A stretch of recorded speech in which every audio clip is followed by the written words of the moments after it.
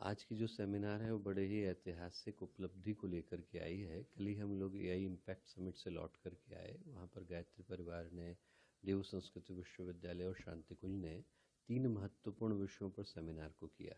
पहला विषय तो ये था कि जिन एथिकल गाइडलाइंस की बात आज हर व्यक्ति कर रहा है कि गार्ड रेल्स को बनाने की आवश्यकता है, उसके बगैर इतना विकास कर पाना संभव नहीं है। हम विकास करते चले जा रहे हैं पर बिना ये सोचे कि उसका परिणाम क्या आएगा, तो सही समय पर उन पर नियंत्रण, रेगुलेशन, रेगुलेटरी बॉडीज़ को स्थापित करना ज़रूरी है। और उसका जो महत्वपूर्ण विषय था वो ये लिया गया कि उसमें ट्रस्ट का होना, ट्रुथ का होना, ट्रांसपेरेंसी का होना अनिवार्य हो जाता है। जो दूसरा विषय लिया गया वो ये लिया गया कि जो एआई की सेफ्टी है उसमें भारत की भूमिका किस रूप से हो सकती है, क्या होने की आवश्यकता है। दुनिया का सबसे बड़ा इकोसिस्टम जो है वो भारत में है, सबसे बड़ी डिजिटल पॉपुलेशन भारत में है, सबसे ज़्यादा कंज्यूमर्स भारत में है। तो ऐसी स्थिति में जो एआई की सेफ्टी है वो महत्वपूर्ण हो जाती है। और भारत अकेला ऐसा देश है जो ग्लोबल नॉर्थ और ग्लोबल साउथ के मध्य में एक ब्रिज की तरह से काम करता है। लोग जब भारत की तरफ देखते हैं तो इस आशय के साथ देखते हैं कि भारत में लिंग्विस्टिक डाइवर्सिटी रहे।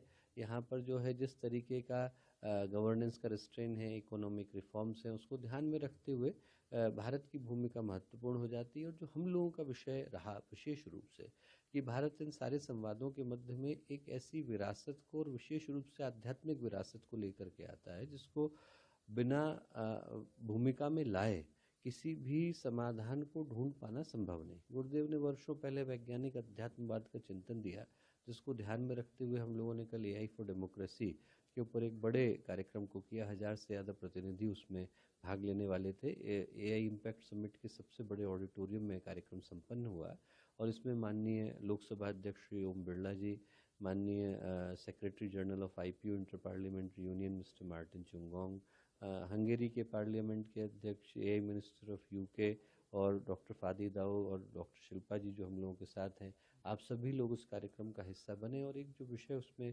निश्चित रूप से निकल कर के आया कि हम एआई का उपयोग डेमोक्रेसी के लिए करें तो महत्वपूर्ण है, पर इस बात को भी इंश्योर करें कि एआई स्वयं डेमोक्रेटिकली यूज़ हो।